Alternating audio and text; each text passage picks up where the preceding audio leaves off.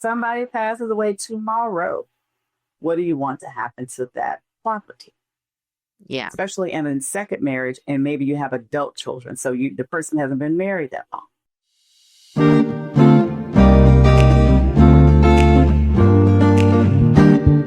Welcome to Love Lately, the podcast where we dive into the real conversations about love, relationship, and all the joys and challenges that come along with finding love and keeping it after 50. Okay, so look, whether you're looking for love, starting over, or navigating the ins and outs of long-term commitment, we're just here to share our journey and the insights we've discovered with you.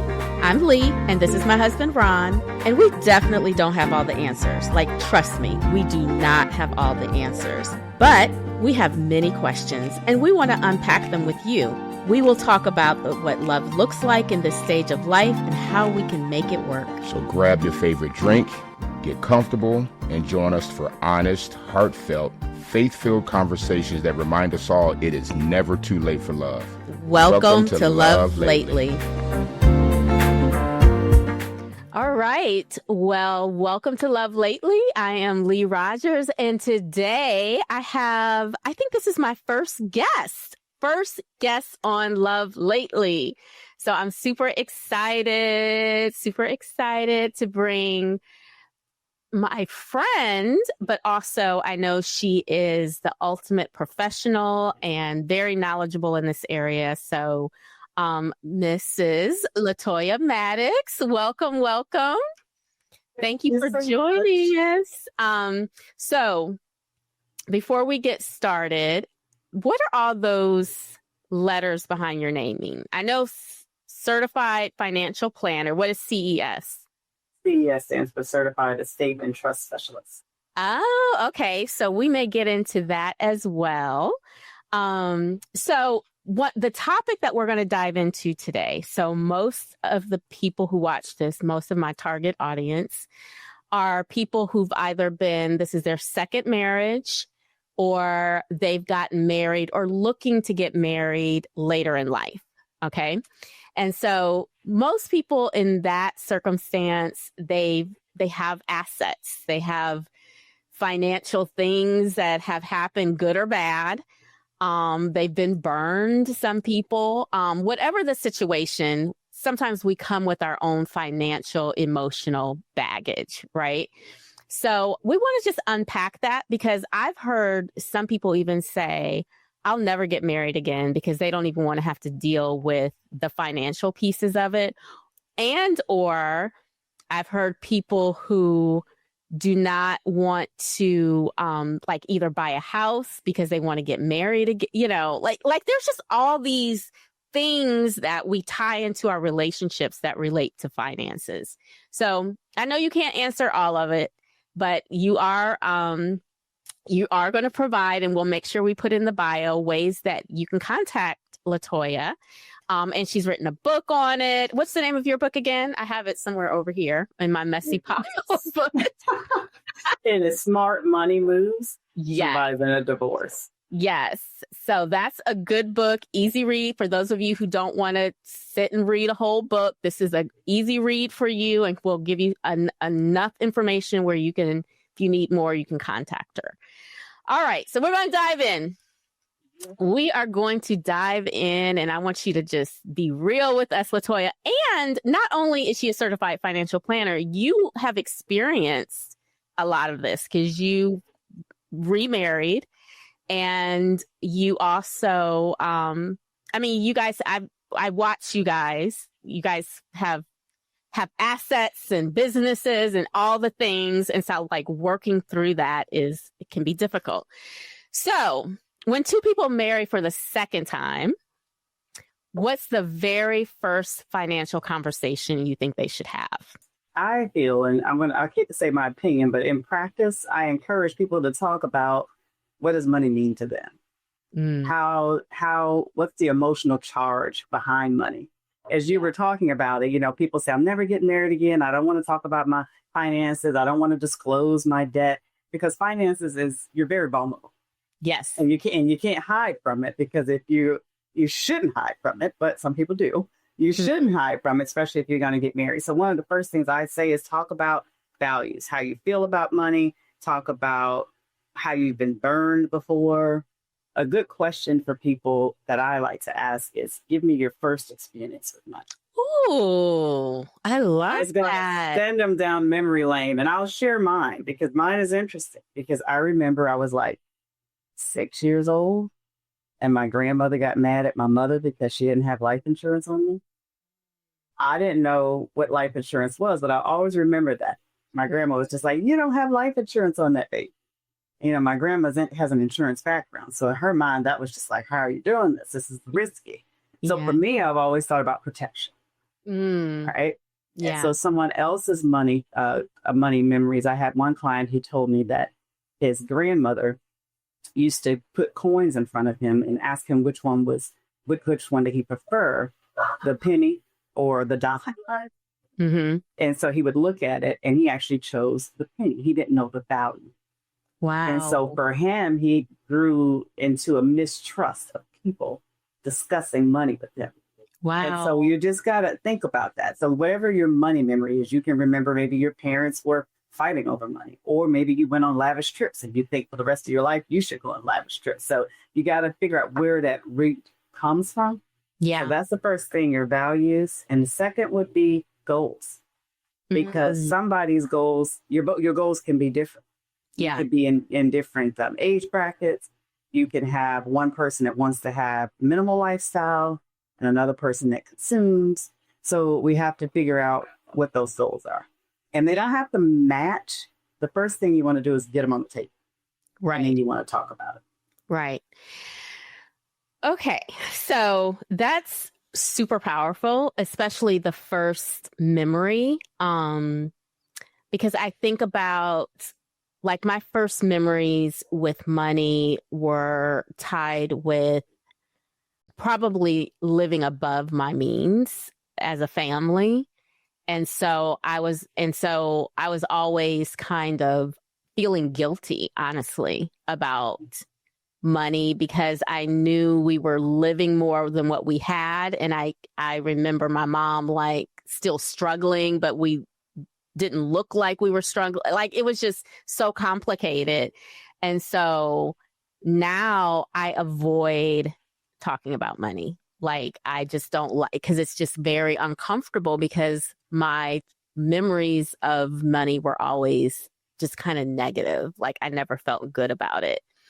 But like, okay, so for the people who are dating, when do you start talking about money when you're dating? Like, do you wait until you're really serious? Do you find out his credit score on the first date? Like, what do you do? Well, I would say it depends. I'm very private. So I'm not disclosing those things. I'm not disclosing my credit score. I'm not disclosing how much money I make. It's just, to me, what I did was watch. And I advise my clients to watch. If you're dating someone, see how they pay the bill. Yeah. When you go out, are they using a debit card? Are they using a credit card? Yeah. See how they shopping habits. See what the vacation habits are like. Listen to them. Or do they sound stressed out about finances? But that's me, though. I'm more private. Now, you have some people that say, I need to know right now how much you make, because let's see, are we in balance with each other? Or, how do you feel about credit? Some people don't like to use credit.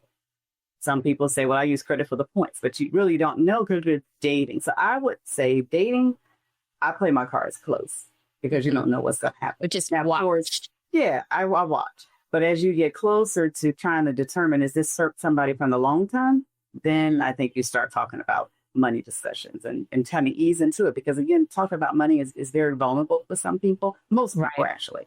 It's very vulnerable because you're an open book. Yeah. I mean, I will even say for myself, I hated that I had student loans. And I told myself I would never get married because I got a whole lot of student loans and I don't want to go into that conversation. Yeah. And it was just weird. I had this weird stigma about this loan because it was a debt. And as a financial planner, not all debt is good debt. Student loan debt's okay. You got to manage it, of course. But that was one of my things, was I got to disclose my debt. Yeah. Yeah. Yes, I get it completely. Okay, we could talk about that forever. Let's go on to the next question.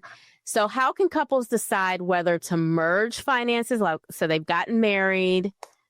Do they merge them, keep them separate, or do a mix of both? And I know like a lot of people say, well, whatever they decide, but what you've seen, are there any best practices? It's a great question. And it is true. Most people say, well, whatever you decide. But in the real world, let's just say if you merge all the finances and then just think that the bills are getting paid. And now I would just pick on us as females. You know, we want to go shopping. Is it my turn to buy something? Or if I want to buy something and it's pretty penny, we got the money. Let's say if I want to spend $1,000.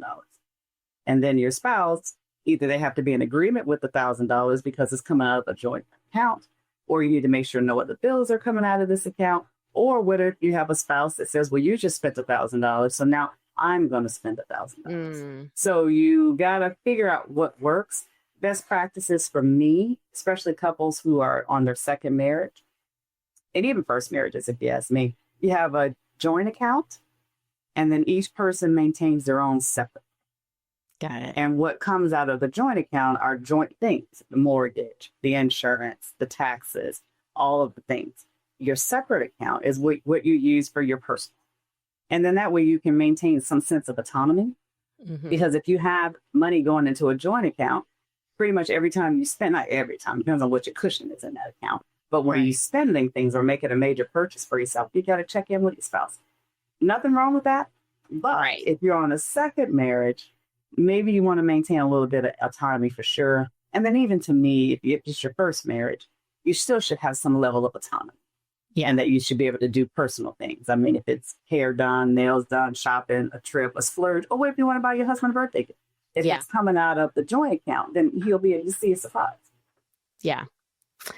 I read a quote somewhere, and I can't remember where, but it said, if you are married and you have not merged any finances, you're basically roommates. What do you think of that statement? Okay. I don't agree. Roommates, and I don't want to even get into the whole 50-50 thing because that's a whole nother discussion. But just because you haven't merged all of your finances doesn't mean you're roommates. Because roommates live separate lives. Yeah. They pay half the bills. Somebody may eat dinner on Monday night and say, don't touch my food in the refrigerator. That's a room. But you can have merged finances, but still keep a separate account. And personally, I think everybody should have a separate account just for security purposes. Not wishing anything bad on anybody's marriage, but in the event that something did happen, you want to make sure that you have some money or access to some money of your own. Yeah, I completely agree. Love it. So this next one, we've already touched on this and I love it because you were talking about, I'm a private person. I'm not telling you my credit score. You ain't even gonna know how much I make until, I'm assuming a certain time.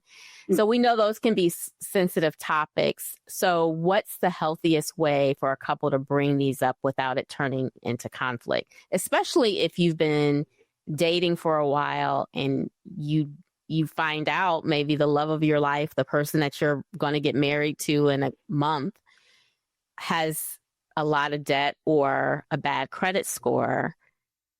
What do you do? Well, in that case, I say treat like a business meeting. So what you want to do is say, hey, we got some financial things we want to talk about or that we need to talk about. Let's set some time. Let's set a time aside to dive into it. And then once you start that, then just have a monthly check-in with your finances. So let's tackle credit scores. So we need credit for anything that you want to purchase on a loan, obviously. So homes, cars, any type of financial obligations, right? Right. So let's say if there's an issue with the credit score, you can say when you're having your money date, hey, let's talk about how we can improve our credit scores. So don't turn it into your credit's bad, or you need to get your score up, or you costing us more in interest. It's a we now. And so you sit down and you look at how can we work on the credit. Maybe somebody's credit is stronger than the other. And a lot of times people don't know a small trick is you can add the person with the challenge credit to your credit card as an authorized user. And you don't have to give them the card. Just make them an authorized user. And then they're already piggybacking off of your credit. And I think that's a great precursor because now that spouse that has the challenge credit feels supported. Yeah. They don't feel attacked. They feel supported. And we have a plan of action.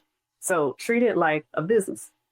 And we need to improve. And even in a business, businesses have ups and downs. And so in a business, they have ups and downs. You say, okay, how can we tackle the problem? As long as it doesn't turn into a blame game. Yeah. So you could do the same thing, with spending habits. I mean, some people have their thing. Mm-hmm. Everybody has their thing. I have a book that I love. It's called I'll Teach You How to Be Rich. And I can't think of the author's name. I normally have it on my shelf and I don't have it right here.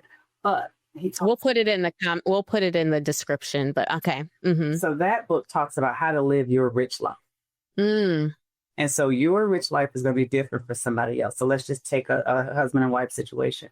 Maybe the woman's splurge is she likes nice shoes, but she can settle for, putting her clothes together. She don't have to have all the necessary designers. She can put things together, but she's going to spend on shoes. So talking about spending habits. Now, if you had somebody who had a shoe fetish, a bag fetish, dining out every night, now we got a problem, right? Right. But if you can talk about the spending and say, okay, what is it? What is your thing? And then you may have a person, actually I have a couple like this now, where he doesn't spend anything, literally. Has the same jogging pants, the same shoes. But when it comes down to travel, that's the big. Oh, that's where he'll spend. Okay. Yeah. That's the big splurge. So just talking about how we spend money. Yeah. And turn it into, what's the best way to do that? So if you got something where you're overextending in all these areas, figure out, say, what is it that you really like? Yeah. And dial down the rest. I love it's now what you said about it's now a we thing. So finding out how to support each other instead of turning against each other. It's not a competition, Correct. I love it. All right. Okay. In a second marriage, why is it, and now I know what your other certification is, why is it so important to review wills, trusts, and beneficiaries designations right away? I've heard horror stories around this. I'm going to give you one. So I've been doing insurance as well for over 28 years. One of my first phone calls was a client, but not a client. One of my first phone calls was a call that said, hey, I just have a question for you. And she says, my ex-husband died and he left his life insurance policy to me. Can his new wife challenge me for that money? And the answer is no. Because with life insurance or anything where there's a beneficiary, what is on that beneficiary line stands. So it is important to review those things right away because you may have things that you just forget about. Yes. A life insurance policy, you may have had 2 or 3 of them and forgot to change only one of them. Yeah. It's important to review that. As far as wills, it's important to look at that because your will is your final testament. It's saying how you want your assets to be distributed.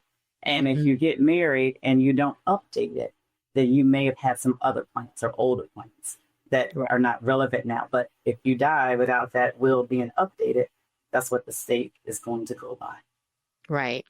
And I know this is a kind of a separate conversation, but I just want to reiterate it here, which I believe to be true. It's not like you have to be a millionaire to have a will. Everyone should have a will or something, correct? Yes. If you own clothes, you have something. Wow. Yeah. Anything you own is your estate. Mm-hmm. And so estate planning is saying, how am I going to distribute my assets? Mm-hmm. And one of the important things is that, let's just go give you an example. What if you're in your second marriage and you got adult children? Yeah. And they grew up in the family house. This is where everything is big. We'll pick on the man. So the man gets married and his new wife comes in and she may have redid everything. Now you got to determine what is his intentions. If he were to pass away tomorrow, nobody likes to think about it. But I drive the highway every day. I promise I think about death every day. 285 and 85 scares me. If somebody passes away tomorrow, what do you want to happen to that property? Yeah. Especially in a second marriage, and maybe you have adult children. So the person hasn't been married that long. But you can set it up. Let's just say if we use a trust for an example. You can set it up where the house can still go to the adult children, right? But you can put a provision in the trust that the spouse, the surviving spouse, or the spouse whose house it is, gets to stay in that house for life. So you're killing two birds with one stone. One, you're taking care of your spouse, taking care of your wife, making sure that she's comfortable and taking care of in her home that she's got accustomed to. And at her passing, that property then reverts back to the adult children. Because if you don't have that provision, let's just say you give your new spouse the house, it's a chance then when she dies, then that property can come out of the family. Yeah.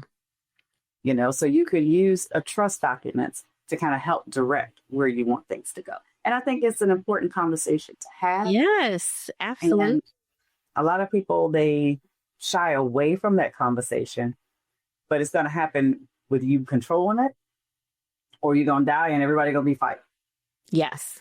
Yeah. And you put your new spouse in an awkward situation and just, not good. So it's best to just kind of talk about it. And I like that strategy with the trust with the spouse that can stay in the home, because that's really what it's all about. She can't take it where he can't take it with him. Somebody has to get it, right? So you want it to go into the right hands. Yeah. Yeah. I love it. Okay. So what advice do you have for couples who want to protect children, and kind of just talked about this from previous relationships while also protecting their new spouse? And it sounds like, getting things put in writing, going to people like you, getting your trust, your estates in order, insurance in order.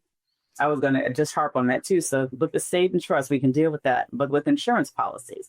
So for example, if you've already taken out insurance policies that will protect your children in the event if you were to pass away, and then now when you get remarried, I won't use the word fair. A lot of people just change the beneficiaries on those policies. And now the beneficiary is the new spouse. And then that kind of leaves the kids, it depends on how old they are, kind of disinherited, but not so. Yeah. So what you can do is you layer your life insurance policies. You can have as many life insurance policies as you can qualify for. I use that word. Because what you would do is then you would add additional life insurance. You would layer it. That's what you're doing, trying to protect. Interesting. Okay. So, for example, if you already had $500,000, you had an earmark for your children. If you got remarried, you'd look at your joint debts, figure out what's going on, and add an extra layer of protection so that policy that was intended for the kids is not eroded by other financial obligations. Yeah, that's smart. Yeah. Yeah. For what you can qualify for. So that's probably. Yeah. If you can't qualify, then you may have to do a little shifting, but you can figure it out, like will they inherit it back at property if we put things in the trust the right way, or we save up. You just got to talk about it. Again, back to your first question, what should you do first? And that's sitting down to figure out what your values are. So someone values legacy, right? So like, for example, I value legacy. And when my husband first met me, he said, I never met anybody that talked about death as much as you do. And I do. I value legacy. And, my baby is my baby. Yes. And I have 2 other kids now, too. So now we're a family. I was up 1 child. Now I have 3. And so legacy, again, is important to me. But I also know that I want to make sure that Logan, she's the youngest. I want to make sure she's protected. And so then you plan around that. So I think a values conversation is what needs to happen first. And that kind of drives everything. The values conversation. I love that. I talk about values a lot on the podcast and with dating and even your personal brand. I always talk about, like, it's not about what you wear, your colors, all those things. It's like, how do you live out your values? And I mean, that's just a perfect example. Like, legacy is part of your personal brand, and because you live that out. But having that values conversation should open up a lot of that can open up a lot of conversations about finances. So Yes. they can go hand in hand for sure. Okay. So you get married or you're dating and both of you have homes that you own. How do you start that conversation, especially if both of them are really tied to where they live? I think I remember your situation. Oh my God, I want to tell these people this for real. I kept my house for 4 years. I didn't know it was 4 years. I remember though. But, and you know what? I'm not going to throw myself under the bus. Let's go back to values. Yes. I value security. Yes. And that was my safety blanket. It was my safety blanket. And, with my husband, I moved into his home. Mm-hmm.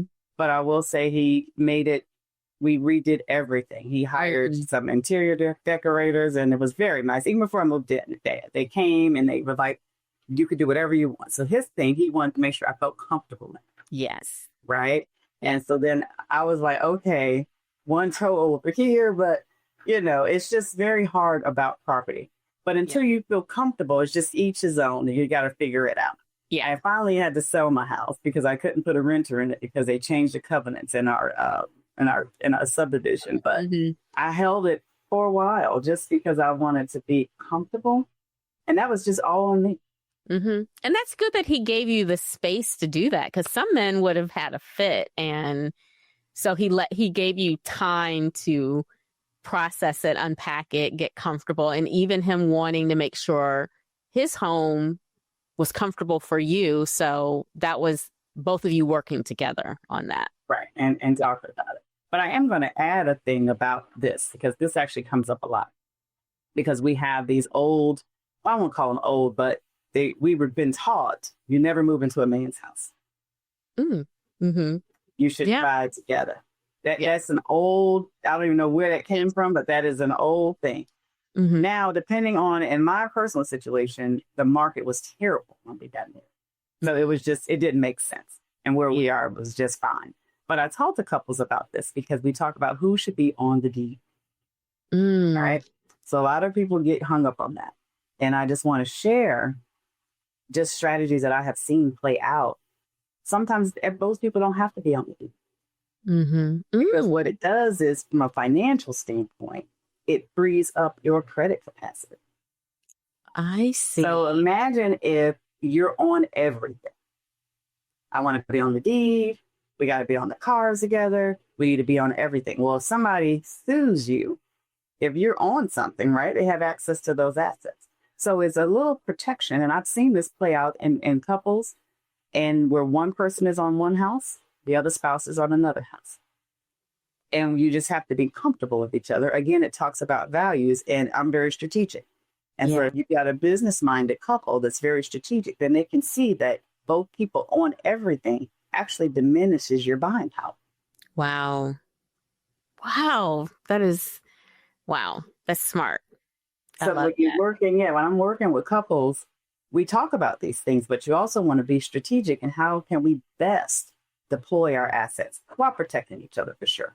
So in decisions about property, just kind of talk about what your fears are, if there are any, if something needs to change, are we both open to do that? I think everything starts with a conversation.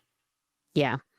And also, one of the things I'm picking up from this conversation is, like, with some things, you have to take the emotion out of it and the pride, and be strategic and think of it like a business.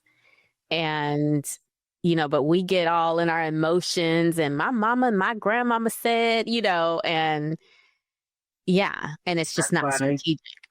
No, you got to be strategic. And back to the whole thing, what goes on in your house goes on in your house. Mm-hmm. And so you talk with your spouse and you do what's best for your spouse. Even tackling debt. Mm-hmm. Remember I said it's a we problem now. So if someone comes into their marriage with some substantial debt, if debt scares you, it makes me nervous. Literally, when the credit card bill, if it starts getting over a certain amount, it just hurts me. You see, I'm holding my chest. I don't like that. And so if you run into that situation, instead of saying, well, you got to get the credit card debt down, or you would say, look, babe, I'm getting a little nervous. This is what I'm comfortable with. How can we bring this down? Yeah. And then you can be strategic with it. I mean, you may have to pool your money together. If you got the joint and separate account, and just kind of figure out where everybody's budget is and what can we do to get this debt down. And everybody will feel that. Yeah. So do you two have and I know everyone's different, but I'm just like listening for best practices. Do you have like a certain time of the week or month where you guys sit down and it's like, okay, we're going over everything? Like how, or are you guys both so comfortable with talking about money? It's just over coffee, over dinner, while you're taking a shower, or is there a set time? Yeah, just kind of casual because it's already stressful. Yeah. So it's like the over dinner sometimes, or just in the morning, or just when you want to talk about it. But the best thing is to not talk about it when you're frustrated. Mm-hmm. Yeah. So don't wait until there's an issue. Yeah, don't wait until it's an issue. Yeah. And usually if you have the separate accounts, like the joint for the main things and then the separate, resentment doesn't build because everybody's kind of doing their thing. But it's like, okay, how can we be strategic in doing whatever the goal is? Yeah. Be it paying something down or improving your credit score. And again, I'll use myself as an example. My husband is the serial entrepreneur. Yes. And so he has all of these ideas and I'm just like, hold on, Right. And, so you got this guy who is just striped out and he has this great idea. And then you got the financial planner in the background with the calculator, like, wait, I'm running here, but we managed to make it work, but it's with a conversation and understanding that both parties are coming from their own space and they're not trying to harm anybody. We just need to talk about it. It becomes, like I said, a we problem versus a you problem. Mm-hmm. Yeah. Okay. Love it. Okay. Retirement planning can be tricky.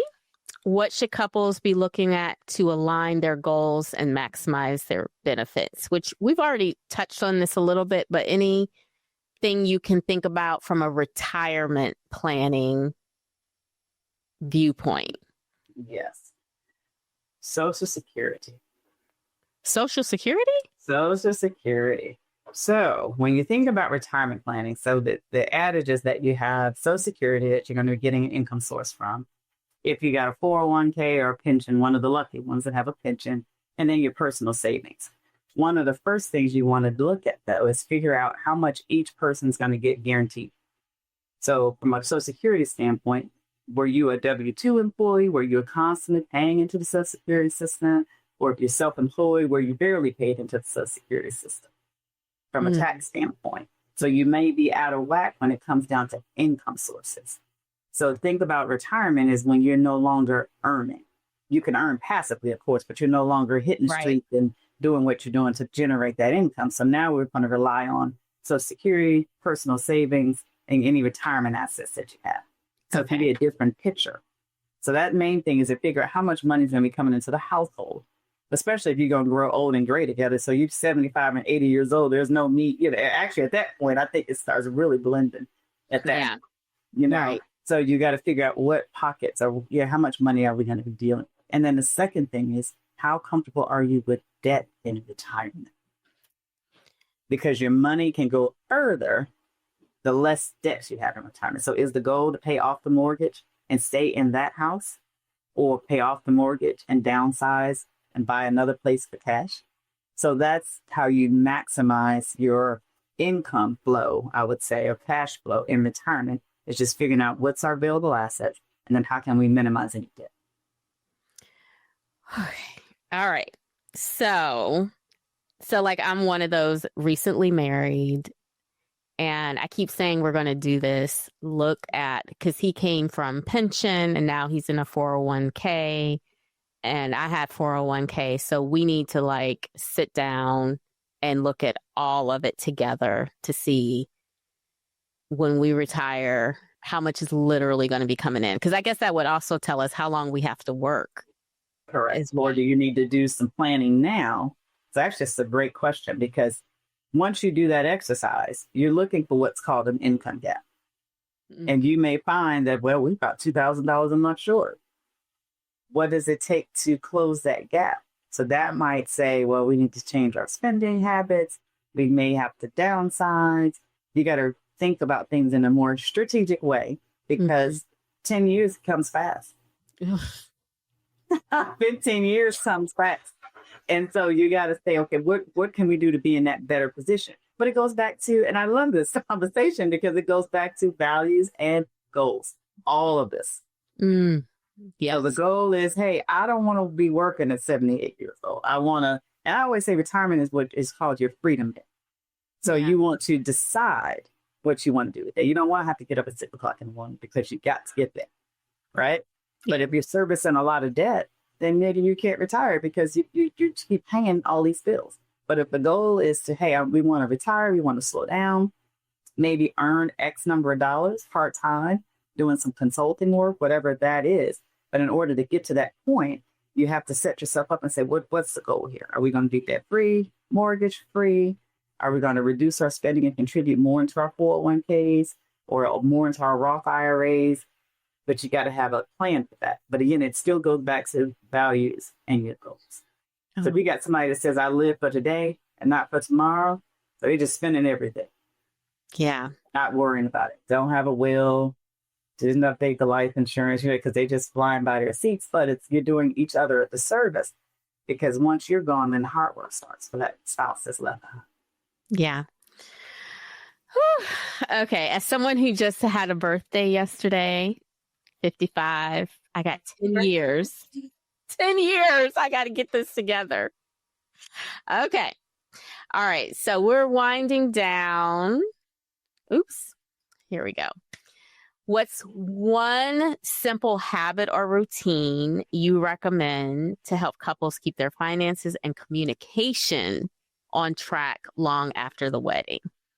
So I would say if I had to instill a routine, you can do something like money Mondays, where you just sit down and talk about what you have.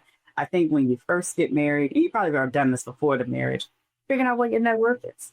Yeah. And you might find that when you remarried, your net worth actually goes up. Yeah. So that's a good thing.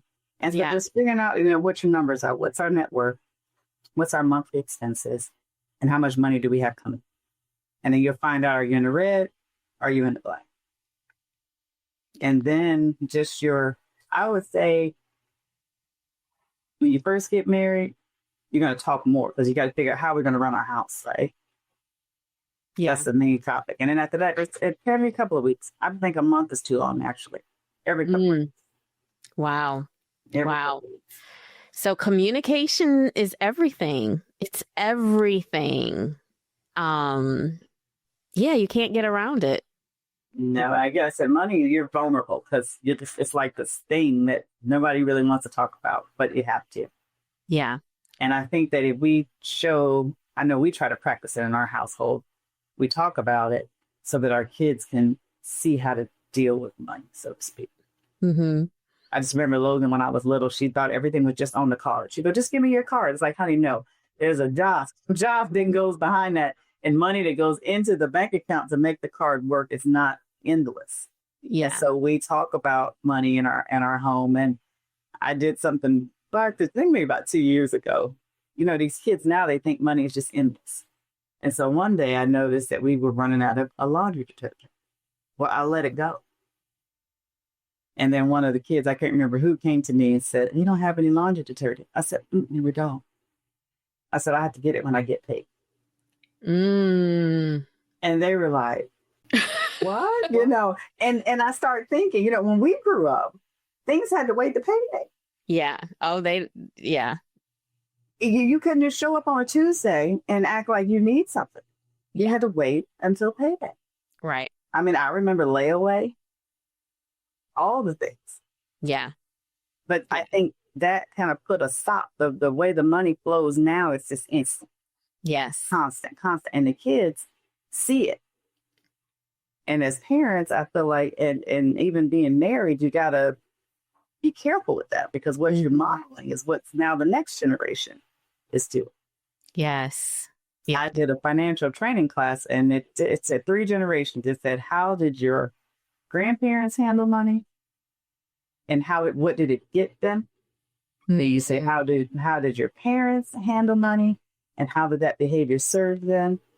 And then how do you handle it? Do that yourself. It's eye-opening. Yeah, because I mean, there's certain things I don't want to pass down to my boys. And yeah, this girl, I need to go. See, there's just water in this, but now I really feel like I need a glass of wine. But this has been so eye-opening. As someone who's married, but I'm hoping some of our listeners who are even maybe not married, but thinking about it, considering it, or maybe had decided they weren't going to do it because it was just too complicated at this age, whatever the age, getting married again and merging finances. But there's good ways for that to happen. It's like going back to communication and knowing the values of the person that you're marrying, And I have faith in the whole process, because it really is about how you communicate and the words that you use. Mm-hmm. So wouldn't it be, babe, I noticed your credit score could need to go up a couple of points.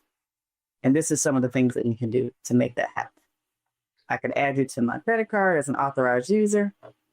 You don't have to give them the card if you don't trust it. But if your point is to raise the credit, you do that. That's a tactic. Mm-hmm. And so they're like, okay, we're in this together. Versus, why your credit look like that? Or why does your credit go down this month? Or you need to bring your ratios down. And usually credit, I can have a whole talk about credit. Credit is a big, literally, you can have 50 points off your credit when you close an account.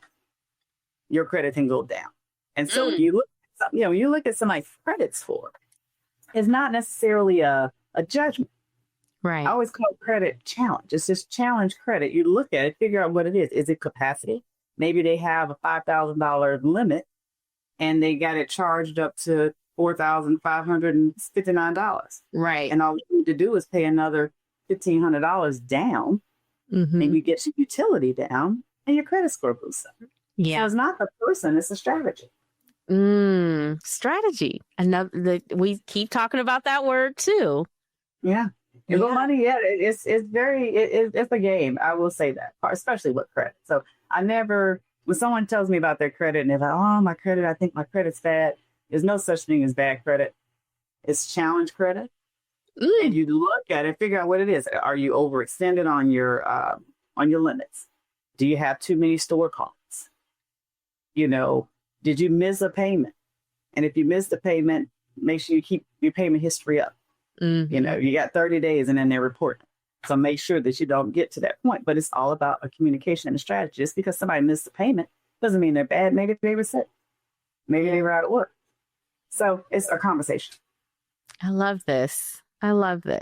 So good. And hopefully giving hope to people, even that little bit of information you shared, whether you single, married, whatever your situation, that should give people hope, because sometimes people approach credit as if it's a character issue, and you just probably freed a bunch of people right now. So, or help get a relationship back together because they stopped dating somebody because of their credit. I was just at Invest Fest this weekend, and I like some of the speakers that talked about debt, because let's go back to values. There's this negative thing that we think debt is bad. Not all debt is bad. Mm-hmm. And then if you run into a jam, and we all have, if you run into a jam, just figure out what we need to do to get out of it. And if you got a strong partner that's willing to support and not judge, you can do it. I love it. Get that strong partner, communicate, know their values. Yes, I love it. Now, if you keep running up the credit cards, then that's a different conversation, but. Right.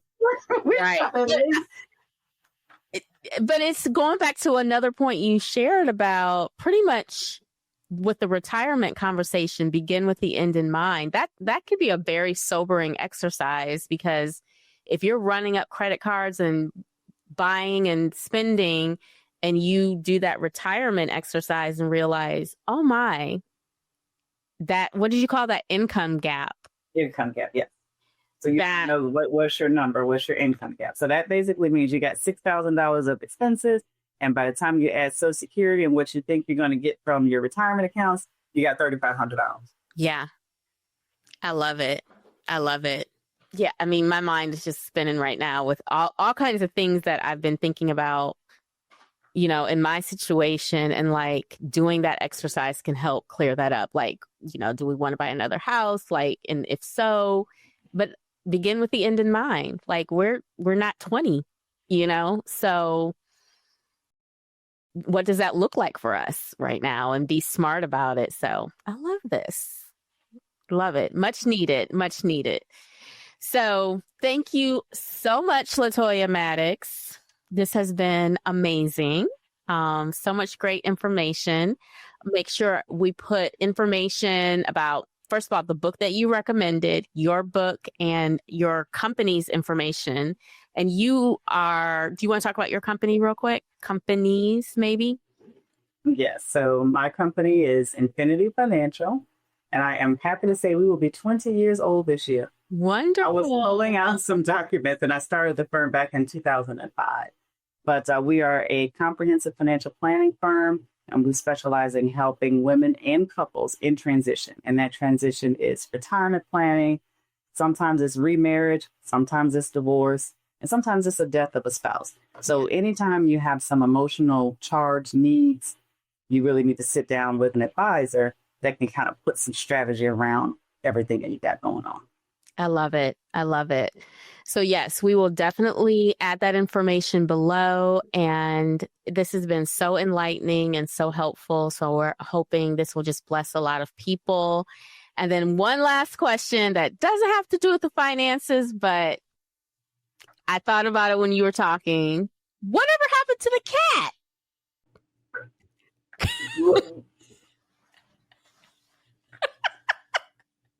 Well, your full disclosure, you know, Lee knows me. She's looking for this cat after 9 years. Well, I had to get rid of the cat. We had to rehome the cat. Okay. You know, my husband had a dog. I had 2 dogs. And I always say, when we first met, I said, I have a daughter, a Gigi, 2 dogs, and a cat. And his exact words to me was, I could take everybody, but I can't take the cat. So Logan, that's her baby. Her name was Kathleen. You're giving me nostalgia. But Kathleen had to go, and we had to rehome Kathleen. And I told my husband, I said, if I end up in therapy over this cat, we're going to have a problem. So Logan is now 14. She'll be 15. I think we made it. Every now and then she'll say something about the cat, but we had to rehome the cat. Yes, yes, yes. I love it. But it's just all in the conversation of, again, marriages coming together, sacrificing, communication, figuring it all out. So we talked about that actually before we even got together. Like I told them that in the beginning too. Like I got a whole package. I got a whole family, you know. So we made it work. But there we go. It was communication. I knew up front I could take everything. He only like indoor dogs, but my babies made it on here. He couldn't deal with the cat, and I was okay with it. I love it. I love it. So cute. Well, again, thank you so much. Thank you to all of our listeners. It has been a pleasure. Make sure you like and subscribe on YouTube and listen to us on whatever platform you listen to your podcasts. And again, thank you again, Miss LaToya. This has been so wonderful, and we will see you the next time. Bye-bye. Bye. Thank you for joining us on this episode of Love Lately. We hope today's conversation sparked some thoughts and maybe even some inspiration for your own love story. Remember, love does not have an expiration date. It should always be evolving and growing, and so are we together. If you enjoyed this episode, be sure to subscribe, leave us a review, and share it with someone who might need a little encouragement in their love journey. And if you have any questions or topics you'd like us to discuss, just drop us a line. We love to hear from you. Until next time, keep finding, building, and enjoying love lately.